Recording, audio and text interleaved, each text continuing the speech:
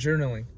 Journaling is something that's very like overlooked for us men, because I think there's also some association with it that like, oh, journaling is like what girls do.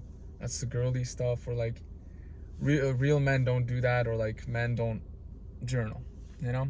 But this statement just kind of just doesn't make sense, because if you look at historical figures, men and women who had like a lot of influence, they have journals. They had journals. Some of them like were found, like for example, Marcus Aurelius is like, they made a book out of his day-to-day journal. It's called Meditations, and I'm almost done reading it. But there's like this misconception of saying that like, oh, journaling is only meant for a specific group of people and like early teens, for women. But that just doesn't make sense, because if you look at the benefits of journaling, like, you're not journaling writing about like just what happened in your day.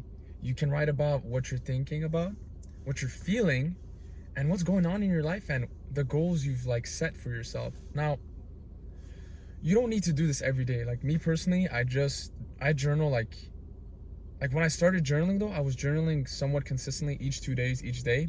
But as I got older and more consistent with it, I just need to journal like each few days. Like I don't need to do it every day. Like last time I probably did it was probably like 2 days ago or 3 days ago. And I'm probably gonna do it tomorrow, like before work. And yeah, like you don't always need to journal every day. But why is journaling useful and why you should do it? You should do it because as men, we don't, especially when you're single and your friends are busy with work and stuff, you can't hang out with them as much. You need a way to vent or regulate your emotions, like in your mind. Like this stuff that's in your mind, even if you exercise, you train a martial arts, you like keep yourself busy, there's certain thoughts in your minds or like certain things that you just can't say to like, either you can't say or you just don't say to your parents. You keep that shit to yourself because it's stuff that you're trying to improve on or stuff that you're trying to heal from. And I think that when you're starting off to journal, you don't need to overcomplicate it. Just start it off with what you did today, what's going on in your mind. Like a lot of people find it difficult. Just imagine like you're taking what's the thing that's standing out in your brain, and you like spill it out on the paper, like you write it out. Because in the beginning when I started too, like you're gonna struggle with it. You're not gonna be as like, you're not gonna reach flow state that easily. But me personally, I think if you do it 2 to 3 times, you'll be able to reach flow state and just start writing. Like I get to the point sometimes when I journal, my hand gets tired from writing, and I'm just so accustomed to it. Now, what you can start off is make sure that when you journal, you're not typing on your phone, because that's completely useless. Like the way to connect to your journaling is you get a piece of paper and a pen and you write it down. You write down the day and you write it on a piece of paper, physical paper. Now, this makes a difference because when you're texting, you're not as connected to the writing. You're not like, the mind muscle connection when you're building muscle is the same thing. You feel more in control and you're able to kind of write out your thoughts like better, because when you're texting, you're just doing this, but when you're writing, you see the writing, you're physically putting in effort. So there's a big difference. And my advice is when you start off, just talk about what's going on in your mind.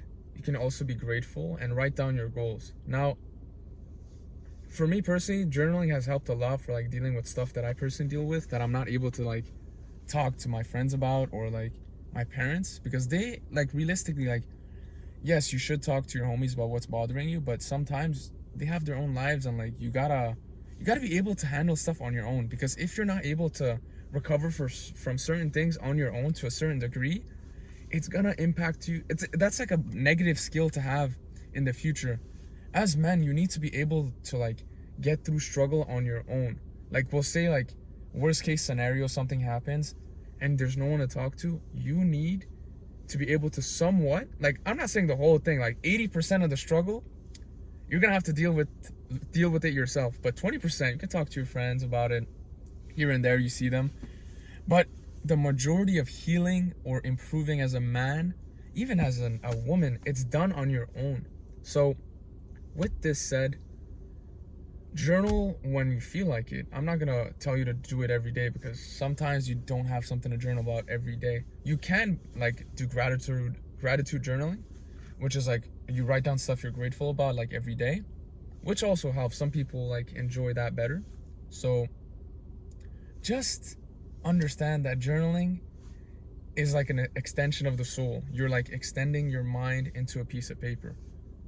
And it's not corny. It's literally not corny.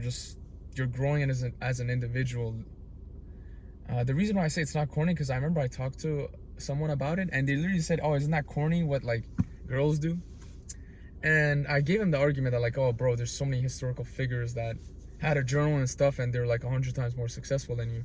So that argument just doesn't make sense, and it's like it shows insecurity. Like imagine caring about what other people think of you. Like, dude, I don't give a shit if somebody thinks journaling is corny. I'm improving as a man, so that's all that matters. Yeah, that's pretty much it. Take care, guys.